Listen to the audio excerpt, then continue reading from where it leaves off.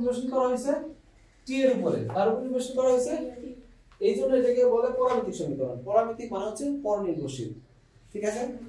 আচ্ছা এখান থেকে cos p মানে কত x বাই a, এখান থেকে sin t মানে কত a বাই y, না y বাই a। এখন পরামিতিক সমীকরণের পরামিতি তাড়াইতে হবে। আমরা জানি, আমরা কি জানি, sin square t plus cos square equal 1। পরামিতি তাড়ানোর উপায় শুধুমাত্র এরকম না, এরকম আছে তা না, এখানে যদি sec আর tan থাকতো তো sec square minus tan square উপর 1 লিখতাম।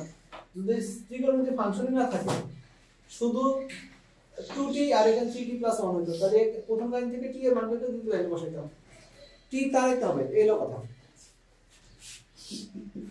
তাহলে এখানে কত হবে y বাই a তার whole square x by a তার হোল স্কয়ার সমান 1। তাহলে কত হচ্ছে y square by a square x square by a square সমান 1। তাহলে x square plus y square সমান হচ্ছে a স্কয়ার। কার সমীকরণ